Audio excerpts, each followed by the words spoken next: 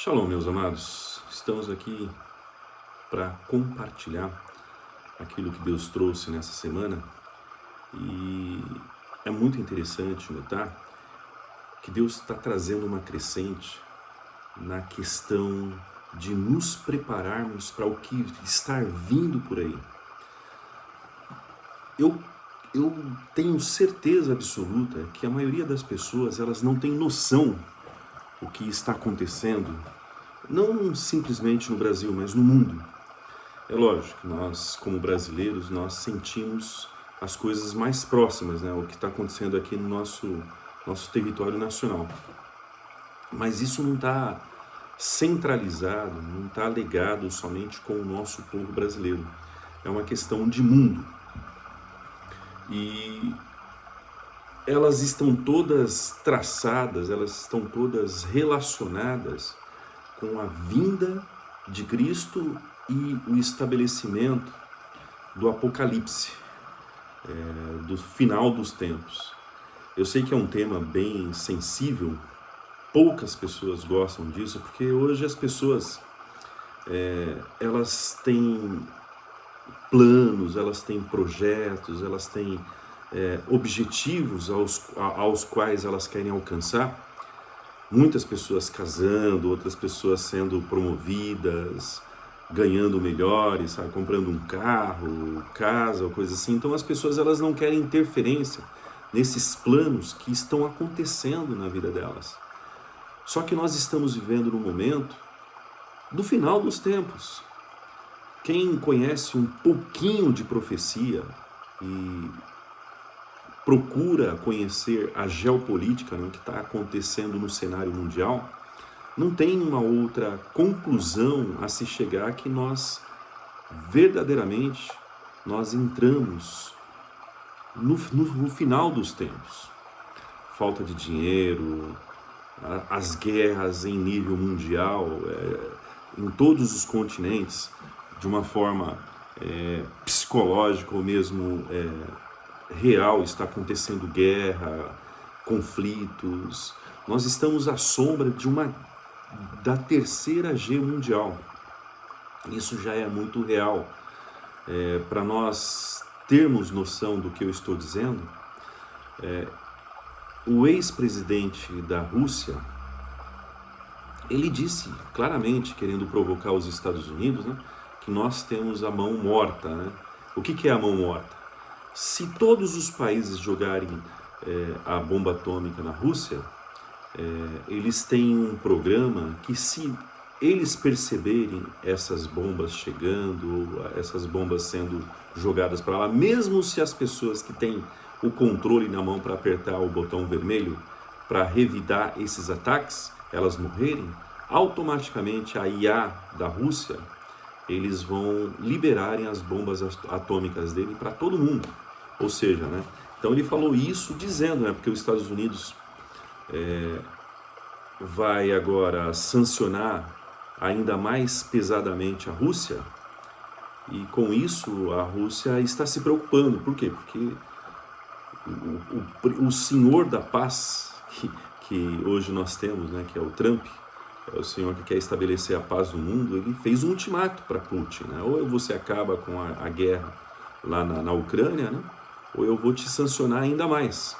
E com isso, né, esse ex-presidente que hoje é o proxy, né, do presidente atual, do Putin, o que o Putin não pode falar, né, ele usa esse senhor, que já foi presidente também da Ucrânia, e aí ele falou isso, né, os Estados Unidos falou, tá bom, já que você quer falar isso, né, estou posicionando 2 submarinos nucleares aí nessa região. Né? Então assim, tá muito quente a temperatura daquela região e do mundo. Nós estamos vivendo na iminência da terceira G, sim. Mesmo você tendo planos, tendo objetivos, tendo ideais para sua vida, aí você que casou agora, ou conseguiu um melhor salário, um carro bonito, uma casa, o nosso lugar, Jesus sempre deixou muito claro, está lá em João 14, né, que a nossa casa não é aqui, né? Ele disse, vou subir ao Pai, para onde eu estiver, vós também estejais. Então isso é para que a gente possa acordar e perceber que o nosso lugar não está aqui na Terra. E hoje é muito complicado você dizer qualquer coisa que relacionada à geopolítica e às profecias, porque hoje as pessoas estão muito, como eu posso dizer, elas estão muito partidarizadas. Ou seja, se você não é de direita, você é de esquerda obrigatoriamente. Se você não é de esquerda, você é de direita. Hoje você não tem direito de ter a sua opinião. Eu mesmo tenho uma pessoa muito amada perto de mim, né, muito amada mesmo, que quando eu discordo, né, com as ideias que ela tem, né, seja de direita ou de esquerda, né, se eu não concordo com as ideias dela de direita, né, que eu sou esquerdista e comunista, né, eu não posso ter a minha própria opinião. Isso é muito complicado, porque é um relatório do que o mundo se tornou, um mundo muito polarizado. Hoje você não pode ter suas ideias em todos os sentidos, não somente político. Se você não concorda com o pastor, com o dono da sua igreja, ele vai te excluir. Por quê? Porque é uma ideia prevalecente e você tem que se encaixar dentro daquela ideia. Se você não concorda com o seu amigo, né, ele vai acabar se afastando de você. Se você não concorda com... Pense em qualquer figura, né, que compõe o seu meio. Se você não concorda, você se torna excluído. Hoje as pessoas elas não sabem receber o contraditório, elas não aceitam o contraditório, elas não respeitam as suas opiniões. E diante disso eu fiquei praticamente isolado. Por quê? Porque eu não consigo me encaixar ou não consigo me escravizar a um determinado tipo de grupos, de pessoas, de religião ou de ideologia. Por quê? Porque eu tenho um livre pensamento. Deus ele me deu essa questão do livre pensamento, livre-arbítrio. Eu digo claramente que a minha única identidade é ser cristão. Se o que você for falar para mim está dentro da Bíblia, num texto e contexto, e eu não sabendo disso, com certeza eu vou aceitar a sua sugestão. Mas quando você vem isolar determinado... Eu como cristão, estou falando como cristão. Quando você vem isolar alguma ideia, algum entendimento da Bíblia, sem texto e contexto, somente com um versículo isolado, criando um contexto para enfiar as suas ideias ou mesmo os seus conceitos para mim, eu não aceito, eu tenho esse direito, entendeu? Até porque, volto a dizer, eu não tenho religião. A minha religião não é, porque cristianismo, eu sempre digo isso para que vocês entendam, o cristianismo não é religião, é um estilo de vida, é uma forma pelo qual você procura viver como Cristo viveu, amando o seu próximo, vivendo em paz com todos, não criar discussões, não entrar em discussões infundadas, que nem eu tenho um entendimento de muitos assuntos, né? E se as pessoas não concordam comigo, tá certo, tá bem, não vou brigar não, eu vou respeitar o que elas pensam, né? Sem criar qualquer tipo de discussão, de briga ou querer enfiar na goela das pessoas, né? E por que eu estou dando essa introdução, meus amados?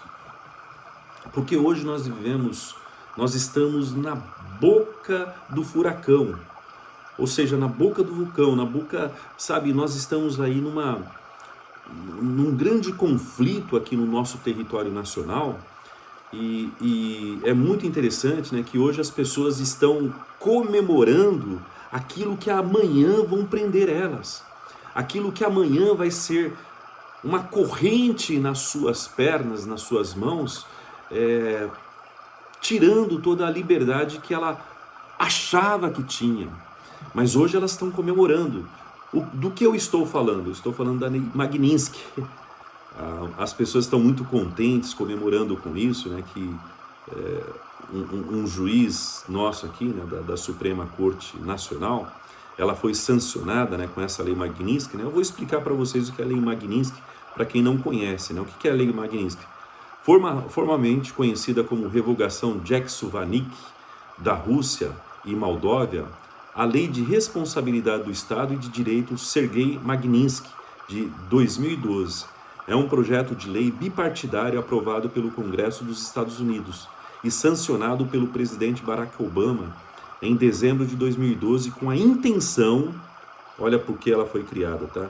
De punir autoridades russas responsáveis pela morte do advogado tributário russo Sergei Magnitsky em uma prisão de Moscou em 2009, e também por conceder à Rússia o status de relação comerciais normais e permanentes.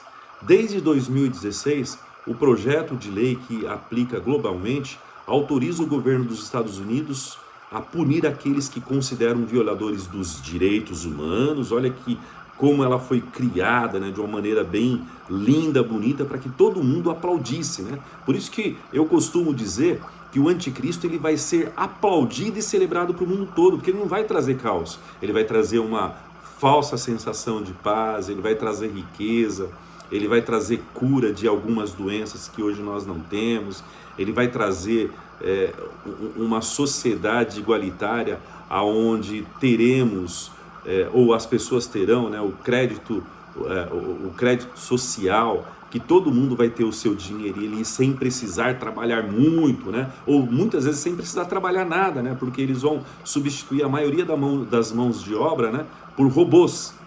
Então, olha a sutileza da criação dessa lei, né? Ela é uma lei que vai punir aqueles que consideram violadores dos direitos humanos, congelar os seus ativos e proibi-los de entrar nos Estados Unidos. Hoje, a economia mais pujante, o país mais poderoso do mundo é os Estados Unidos. Ele está aplicando várias sanções a países, né, em questão de comercial. Por quê? Porque ele é a economia que mais consome produto no mundo todo e que mais exporta tecnologia. Hoje eu estou falando com vocês porque eles criaram, dos seus criadores lá, dos seus cientistas, né, condição pelo qual nós temos hoje o WhatsApp, nós temos a internet, nós temos o wireless. Hoje eu posso falar com uma pessoa que está lá no Japão, que está no mundo todo, eles que criaram isso, né? Eles foram as pessoas que desenvolveram essa tecnologia, né? Então, de uma certa forma, nós somos, o mundo todo consome as criações, as ciências, né? Esses projetos dos Estados Unidos.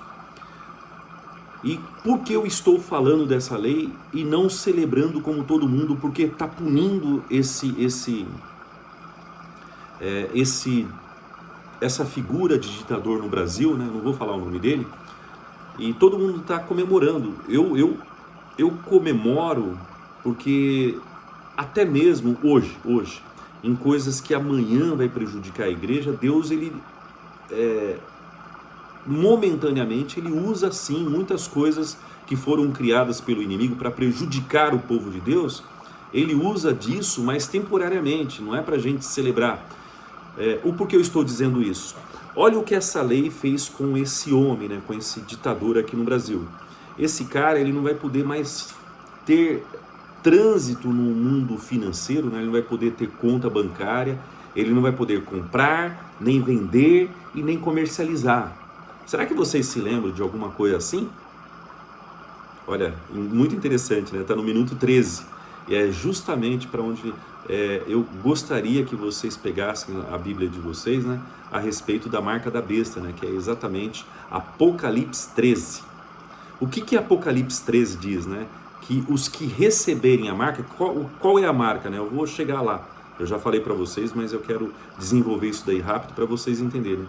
Lá em Apocalipse 13 diz assim: aqueles que não receberem a marca não poderão comprar, nem vender e nem comercializar, ou seja, vão estar fora, vão estar isolados do sistema financeiro. Vocês percebem a paridade, a singularidade, a igualdade dessas duas coisas? Lei Magnitsky do poderoso país Estados Unidos, que lá dos Estados Unidos conseguiu sancionar a pessoa mais poderosa hoje aqui do Brasil. Ele conseguiu sancionar esse cara para que ele fosse expulso do sistema financeiro.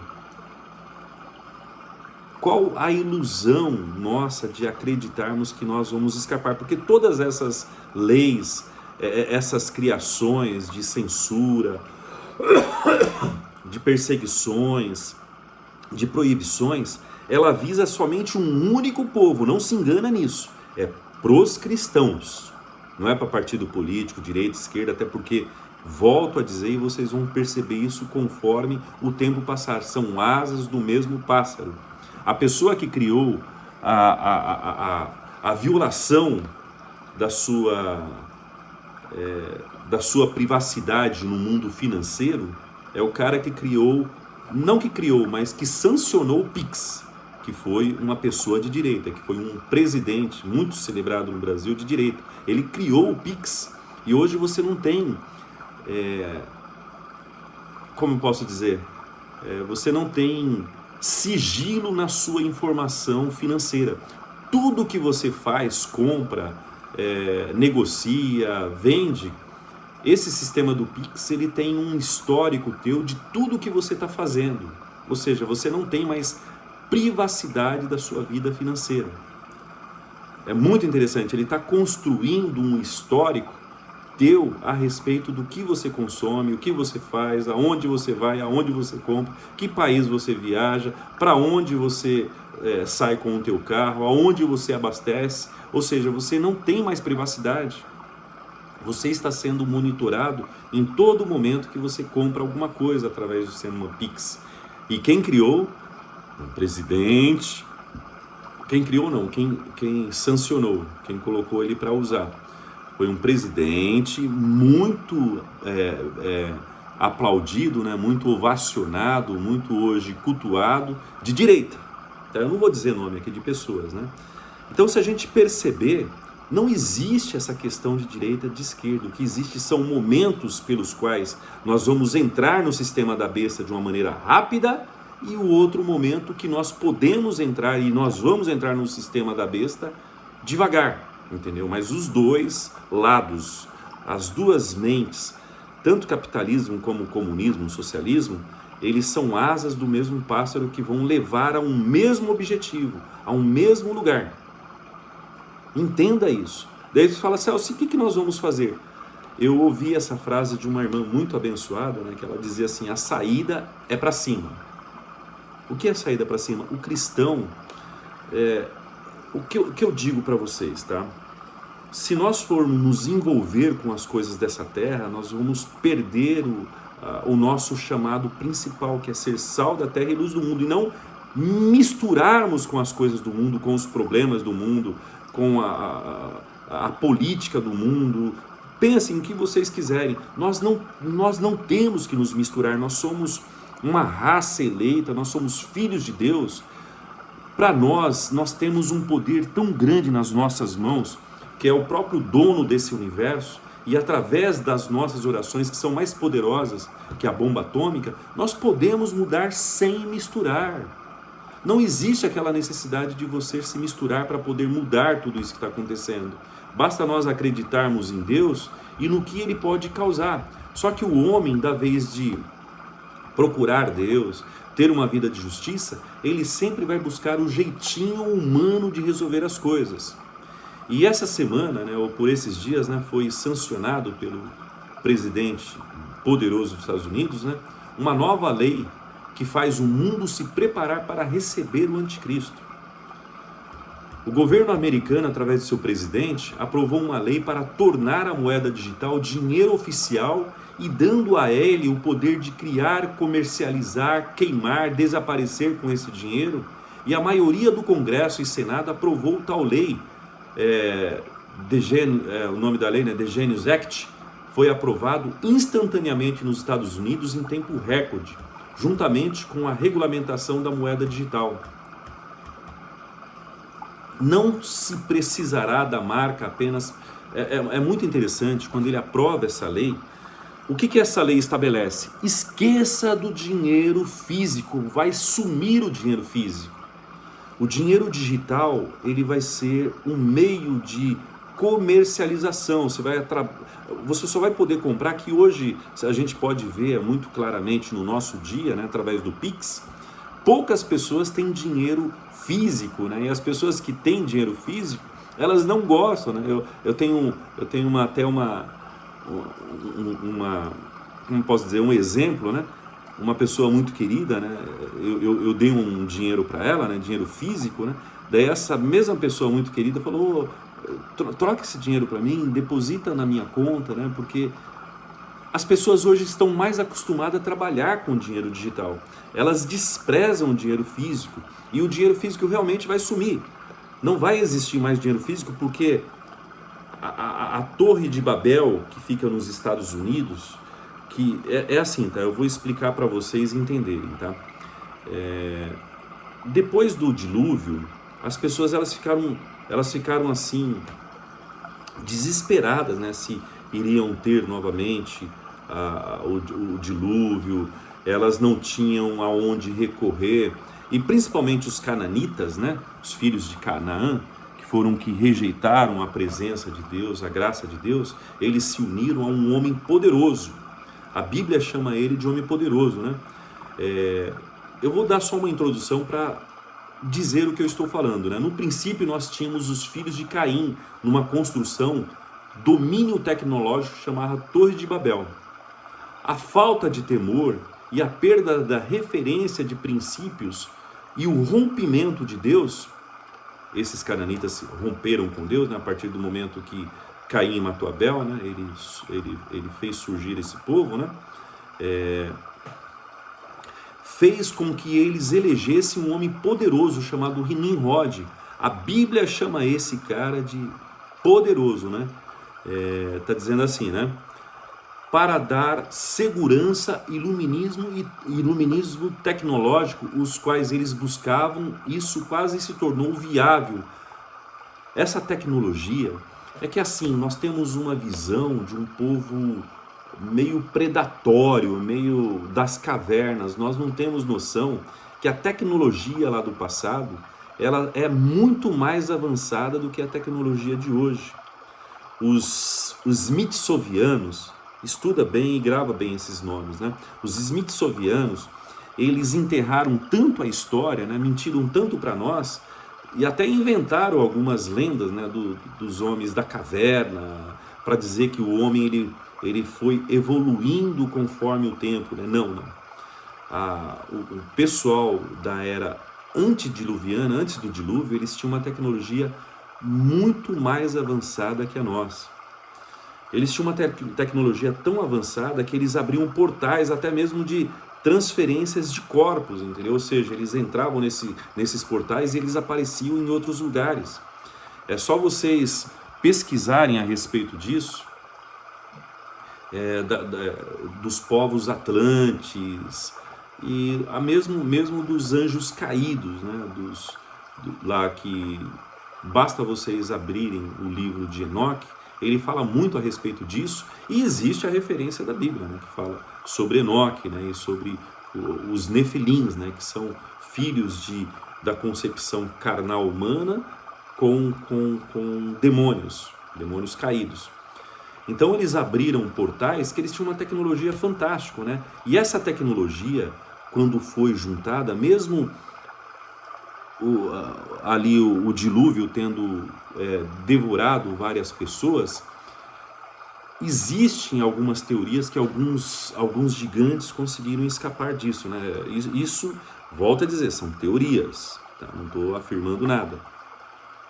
E um desses homens poderosíssimos, né, que comandou a tecnologia daquela época, foi Nimrod.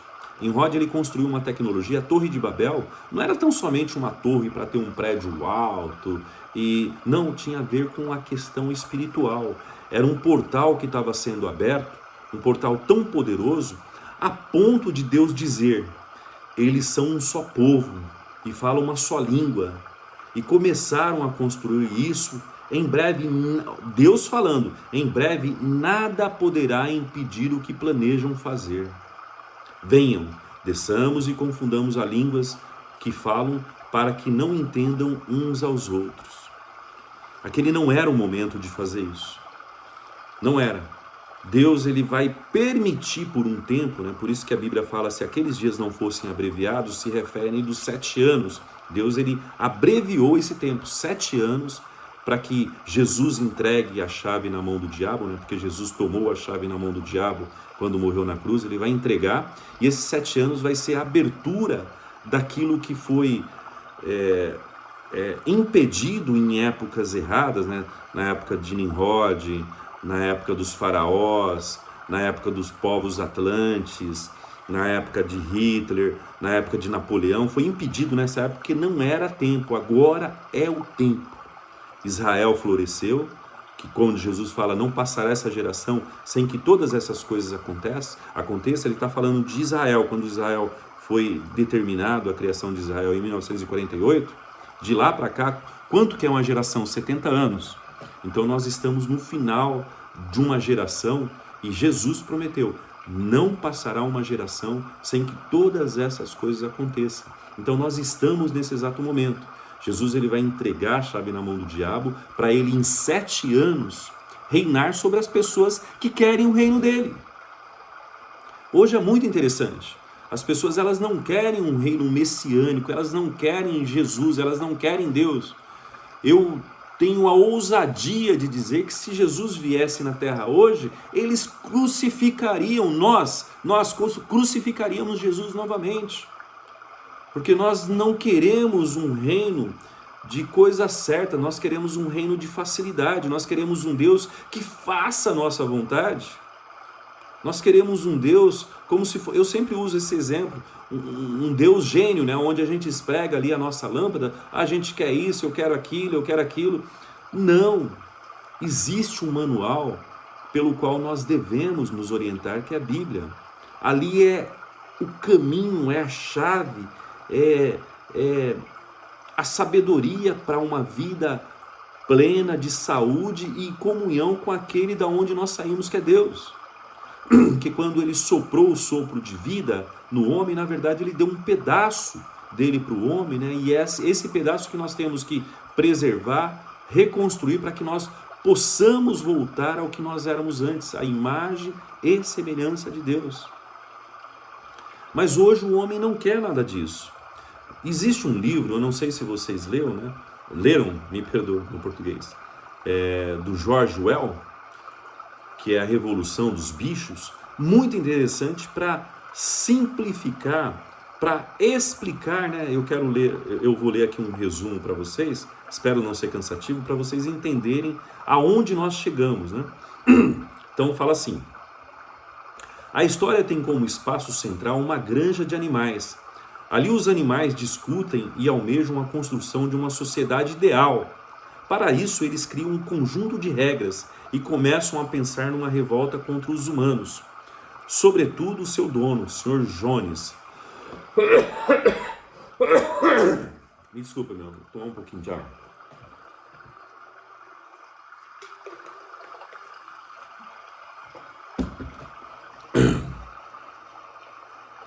Jones é o fazendeiro da granja, homem austero e com um temperamento difícil.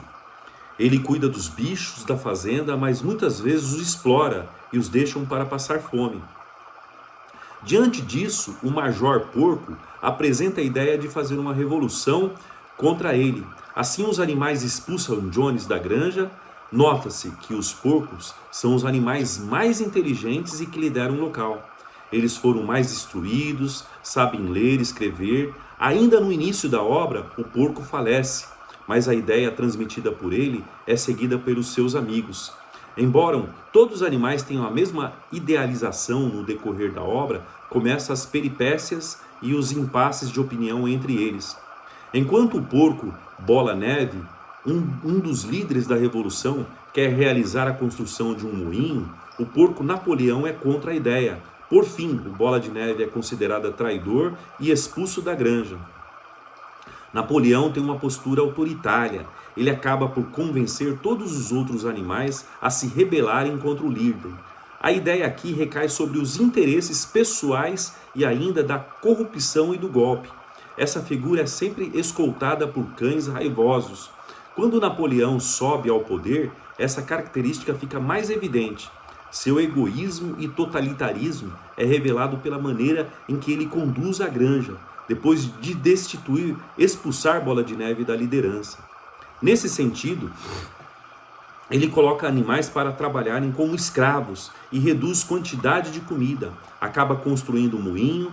Interessante notar que a ideia de se rebelar contra os humanos para atingir a liberdade torna-se a falácia. Isso porque começa um novo tipo de exploração, mas agora de animais para animais. Embora a ideia fosse se afastar dos humanos, com o crescimento da granja, a construção do moinho, o porco Napoleão tem uma relação com seu advogado humano. Os materiais utilizados para a construção do moinho não podiam ser obtidos na granja e necessitava, portanto, de contratos comerciais advindo de outros lugares. Com o passar do tempo, os porcos decidem habitar a cada grande em que vivia, na casa grande onde vivia o Sr. Jones. Indignado por estarem tendo uma qualidade de vida pior do que com o Sr. Jones, os animais explorados começam a discutir sobre o tema. Por fim, acabam mortos por serem cúmplices do porco Bola de Neve.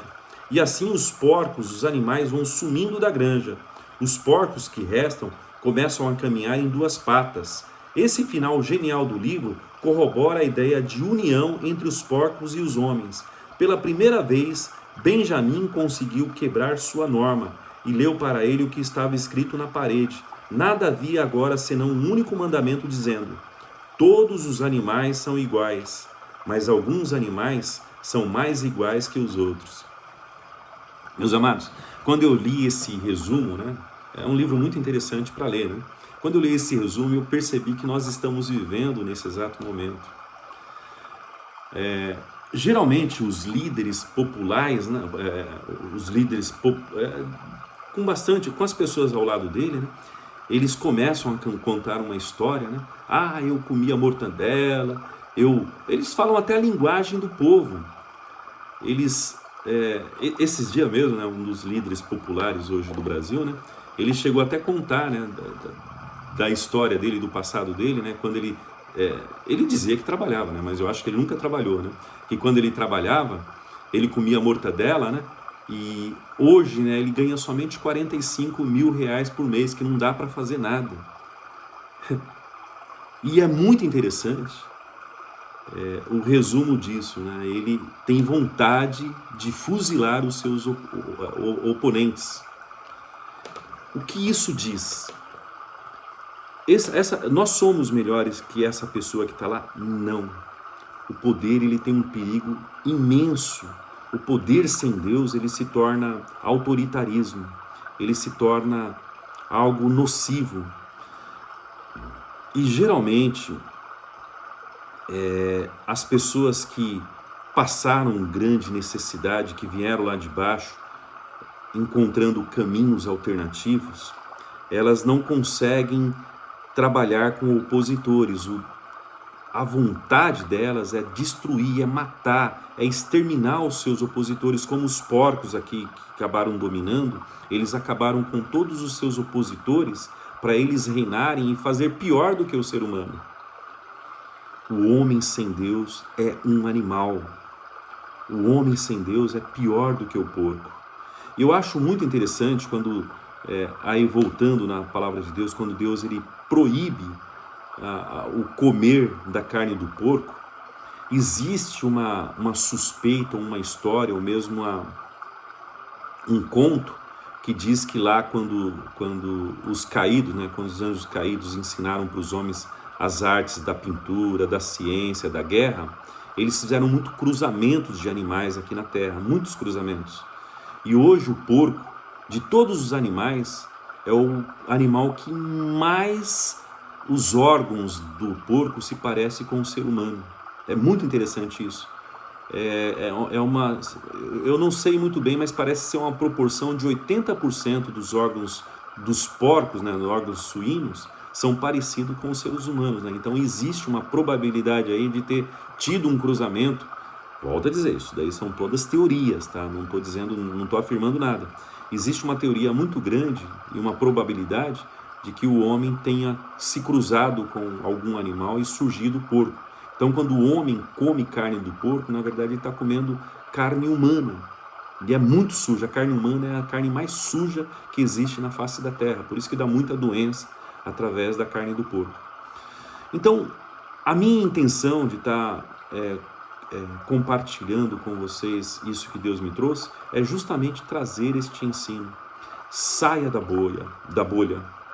Hoje o que você está aplaudindo, que é a Lei Magnitsky, ele conseguiu censurar e tirar de cena a pessoa mais poderosa do Brasil. Quando verdadeiramente essa lei se manifestar, porque existe hoje o estabelecimento da marca da besta, que eu li para vocês logo no começo, quem não ouviu, volta lá no começo que vocês vão entender o que a gente está falando, é parecida com a Lei Magnitsky. Se você não fizer o que os caras mandam, não cultuar o que eles indicam, não honrar quem eles colocam para honrar, você não vai poder comprar, nem vender, nem comercializar. Então saia dessa bolha de direita, esquerda, Lei Magnitsky, não, agora a direita vai reinar, o meu candidato vai reinar. Não existe isso, nós estamos no final dos tempos. Em algum momento o que você está aplaudindo hoje, amanhã vai ser o instrumento pelo qual vai te condenar. Que Deus possa nos orientar, levar a uma vida de santidade e justiça para que nós olhamos para cima. Não é direita nem esquerda, nem democracia, nem comunismo, socialismo. A nossa bandeira tem que ser o cristianismo. Que Deus possa nos abençoar e até a próxima. Deus abençoe.